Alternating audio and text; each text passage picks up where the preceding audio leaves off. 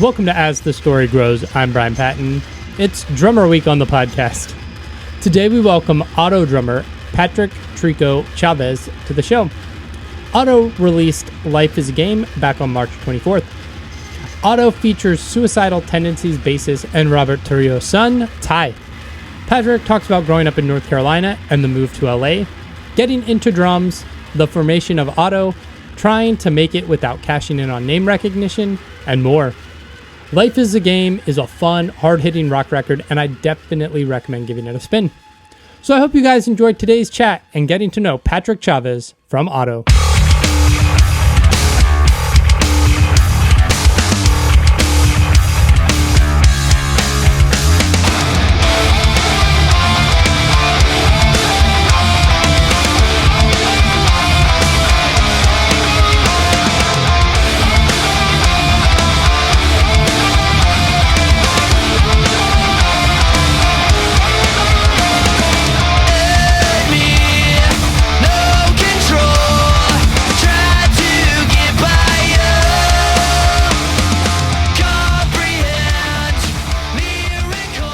I'm doing well. OTTO, we had a show last night, so we're pumped about that. It's our second show of the year. So Nice. Excited, starting to get back into the swing of things. Did you grow up in that Santa Monica area? I have spent about 50-50. I'm actually from the East Coast as well. I'm from North Carolina. Oh, nice. And I moved out to Los Angeles in like 2012, 2013. So I've kind of split time between the two coasts. Yeah. What brought you to LA? It was just a change in scenery, just kind of that's about that's what I would say, change in scenery. Yeah, makes sense. What was growing up in North Carolina like for you? So North Carolina, man, it was great. It was a lot of fun, as a kid kind of growing up there. It's a lot of more like open spaces. Everybody's kind of backyard is like shared kind of, because it's not like structured. So it's just like, there's a lot of places just for like, you could go run around, go explore, all kinds of stuff like that. I will say the summers were very hot, very humid, and mosquitoes. So yeah, but it was great. That's awesome. What got you into music? So I have been into music pretty much my whole life, to be honest. Like, I want to say from when I was extremely little, my mom or my dad, they'd be playing stuff in the car. And for whatever reason, I just was so attracted to what they were playing, whether it was my dad, he liked a lot of old school R&B, jazz, and funk stuff. He liked some rock stuff too. But then my mom really liked a lot of the rock and metal, along with funk and R&B as well. But I would say my earliest memories of really digging music was just sitting in the back seat in a car seat while my parents are playing stuff in the car. So I would attribute me getting into music to my parents. That's rad. Are drums your first instrument? Drums are my first instrument. Yes, sir. They are. What drew you to drums? So I was just always interested in the percussive kind of sound, and Animal from the Muppets. Yeah. I was like just going crazy. So I always thought that was cool. And at my uncle's house, so my dad's family's from the Bay Area, so we would go to San Francisco Bay Area every summer. And at my uncle's house, my cousin, he had a drum set there that when I was really, really little, before I even like got into actually playing drums at all, and I just mess around on there and just kind of hit stuff. So I would say I just kind of had always a keen kind of listening ear for the drums. I was just like, that just sounds so cool to me. I was always obsessed with patterns and all that kind of thing. So that's what I would say. Nice. What age did you start playing? So this is kind of funny. When I moved out to LA, I would say I didn't know that drums was going to be what I wanted to do. I didn't know that I wanted to be a drummer. So my mom actually signed me up for drum lessons. Oh, wow. And that it just was something I didn't know that I was going to fall in love with. I wish I had like a cooler story to say that's how I started to play, but no, my mom was just said, you're doing some drum lessons, and it took off from there. Yeah, you had no inclination of like playing an instrument or being in a band prior to that? No, I really, which is just so funny because I want to say I didn't think about doing that necessarily, but when I did start, it felt right. It felt like I was supposed to be doing that. Yeah. Before that, did you have something else you were like into? Like, were you a sports kid or like video games? I've played basketball. I played basketball from when I was a little kid up until my last year of high school. So I've always loved basketball, but I will also say I'm a huge history nerd. Okay. That was my subject in school where I was so down with it. I just love learning facts about history, whether it's, from any era. So that's what I was really interested in. And I read a lot too. I was a history nerd and played basketball, and I liked rock and heavy metal. So that's cool. Did you have a specific area of history you were into more than any others? Totally. So I really was into Greek Roman history. I read the Percy Jackson books. If you've heard of those, those were my books. So totally that would be my area where I was super interested in. Nice. That's cool. I was always interested in the Civil War. Oh, the Civil War is cool too. And then I got older and I'm like, it's kind of fucked up that we celebrate these Confederates the same way as we do. Oh yeah. It doesn't make a lot of sense. That's what I'll say. It doesn't make any sense. No, sir. Yeah. You're just like, why do we do that? That's wrong. That's terrible. I know. I'm with you. Yeah.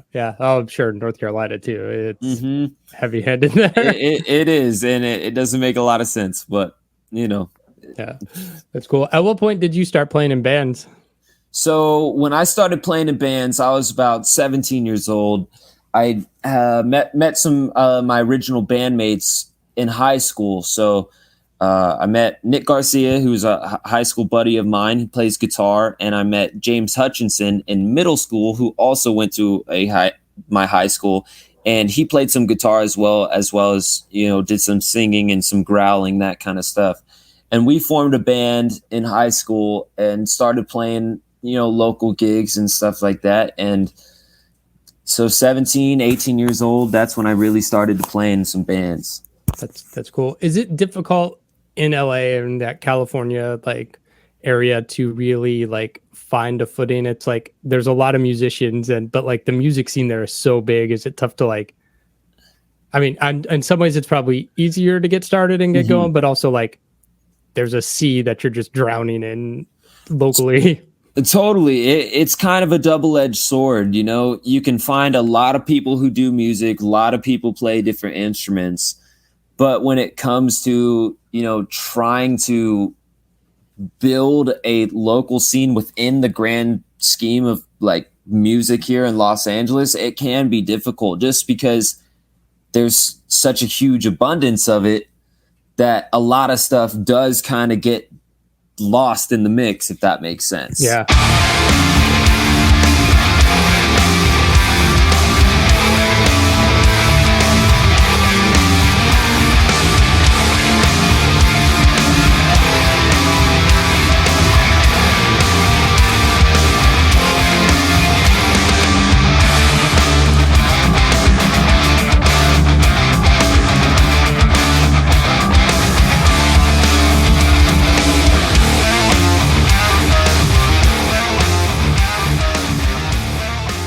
How did OTTO get started?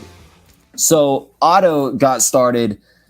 Ty and Brian, Ty bassist and Brian guitarist and singer, they were playing in a band called the Helmets. I was over in North Carolina at this point. They're playing in a band called the Helmets, and then they started writing some songs and later formed OTTO. And then I'm over playing in separate bands at the time while they're sort of writing the songs for OTTO and forming OTTO as a band. And, they played some shows and got some momentum going. And then through my buddies, Nick Garcia and James Hutchinson, who I mentioned before, we met Ty and we formed a band called Feed the Beast, which is a heavy metal band. And from there, that's the connection that I made to OTTO, and they asked me to join about a year and a half ago, probably year and 3/4, almost 2 years maybe. And that's where the OTTO lineup kind of became solidified. Nice. Where do you know where the name came from? The name is from a dictionary, actually, and it means wealth and prosperity. And there was a dude over in Germany, an artist named Otto with 2 T's, so we added the third to separate ourselves. Nice. I was going to ask about that. Mm-hmm. That's cool. What was inspiring you guys, like sound wise, especially on this new record, and like as you've kind of forged your own path? There's so many things that inspire us. We all really like rock and heavy metal music, of course, but we also are all really into funk music, into rap music as well. So when it comes to creating this new record, there was a lot of different influences that went into it. You can hear Ty slapping the bass. That's like some funk influence. A lot of my drumming is pocket and funk influenced as well. And same with Brian's guitar, the riffs. And then he does a lot of very different kinds of rhythmic articulations. And it's a combination of us bringing all these different genres into our own sound, whether it be punk, funk, rock, metal, all of that. It's a combination of it all. Yeah. There seems to be a resurgence with like younger bands and this like classic, like late 80s, 90s alternative rock sound, whether it's like bands heavily inspired by Smashing Pumpkins or like your record. It's like there's bits of hum in there and like Jane's Addiction and like just like grunge, like absolutely. But there's like still like heavy metal like moments where you're like, it kind of sounds like Metallica. Right. Of course. Yeah. There's just so many different influences went into creating this record. Like you said, Jane's Addiction, Metallica, so many different bands, Chili Peppers. When you really break it down and you kind of want to like go into like the ins and outs of the song, you can be like, oh, they got this from that and they got that from that. It's really cool. What was COVID like and lockdown like for you guys, and how'd that impact the band? So COVID and lockdown, as we all know, for the music scene especially, it was kind of a big halt in everything. You couldn't go out to venues anymore. You couldn't go see bands, which is that's what we do. We perform, So when COVID kind of happened, the writing aspect really increased because, we're inside our houses. So the writing for music and songs, it really took off. And through that kind of experience is what I would say that's kind of what OTTO was up to. I joined OTTO about towards the end of COVID, and bringing with me songs and parts I had written too. That's what I would say the main effect of COVID on the band was an increase in time for songwriting.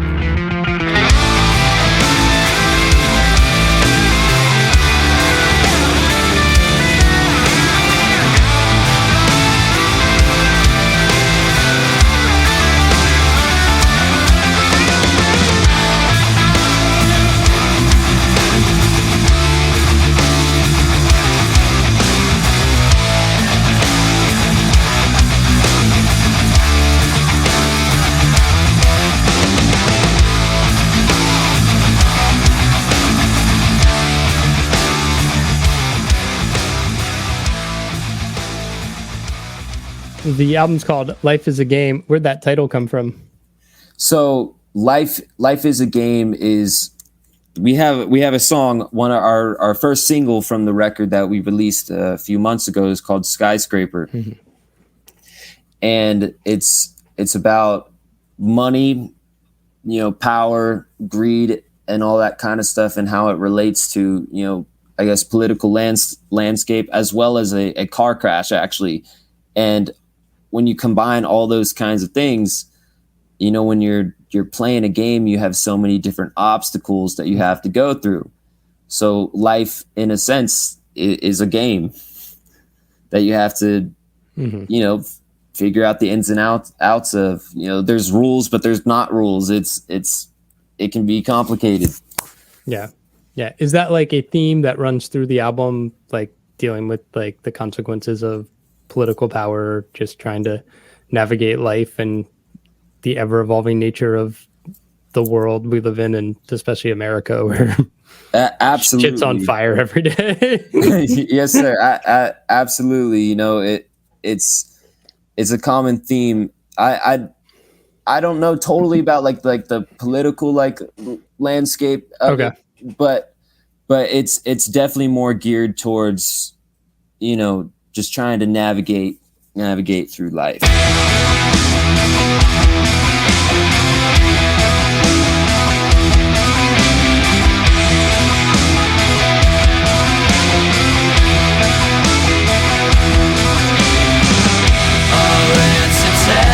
Upon your tongue, a sweeter pinch of that smile. I know. Record comes out March 24th. What's the rest of this year look like? Are you guys trying to tour, get out there? We're getting out there. We're actually early March. We're going to Lollapalooza in Chile. That'll be super awesome. And then we'll be hitting a ton of different shows. We'll be hitting Nashville, playing some shows back here in Venice. We'll be over at Welcome to Rockville festival in Daytona, Florida, and Sonic Temple in Columbus, Ohio. We've got a lot of good stuff planned, a lot of gigs going out on the road. It's going to be awesome. That's cool. Because Ty's in the band and he has obvious connections to Metallica. And, sure. Is that do you find that helpful in like just like being able to get your foot in the door places, or is it just like, man, we wish that baggage wasn't attached to us, and this hindrance where people maybe come in with some preconceived notions or judgment or something? It is helpful, but also at the same time, there are people who do come in with preconceived notions, and at this stage, there's nothing we can do about that. Yeah. Ty is a great bassist. He's a great musician, and it's always cool to see him recognized for that. And aside from the connection. Yeah. So it's there's nothing we can really do about that, in the sense of people having preconceived opinions and stuff about that. But our job is we just write our music, we go out and we play, and we just try to put on the best show that we can, regardless of any sort of preconceived opinions. Yeah, trying to forge your own path instead of being like, "Yo, Ty, get your dad to take us on tour." Totally, absolutely. Yeah, that's cool, man. What have you been enjoying lately? Be it video games or TV shows, movies, music? Like what? Oh man, so I am an avid TV show and movie watcher. I'm really love ever since I was a little kid. That's something my dad and I would always do, like going to the movies this week, and that's something to really look forward to. So when it comes to TV shows, I would say there's nothing I'm particularly watching right now, but if I had to say, a favorite TV show of all time, I'd go with The Walking Dead. All right. I'm super into zombies, and I wouldn't mind killing some zombies. so The Walking Dead is a show that I really enjoy.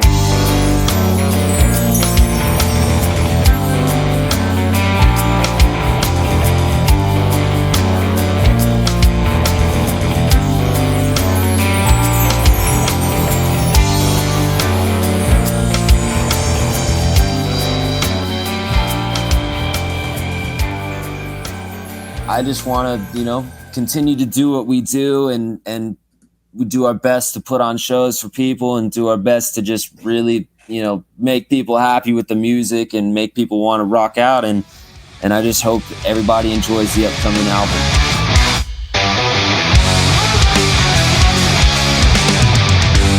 Entering the universe, I'm caught, I'm the one I'm supposed to be. Bring the message of deliverance. I'm entering the universe. Entering the universe, I'm caught, I'm the one I'm supposed to be. Bring the message of deliverance. I'm entering the universe. Thanks for listening to As the Story Grows. Our intro music was written and composed by Jeremy Hunt. The As the Story Grows theme is by Bob Nana. If you like what you hear, subscribe wherever you get your podcast and give us a rating and review. If you'd like to support the show financially, you can join us at patreon.com/asthestorygrows. Be a part of our community and join the ongoing conversation over on Discord. If you enjoy this episode, share it on social media with your friends. Much appreciated, and thanks for listening. I never felt so young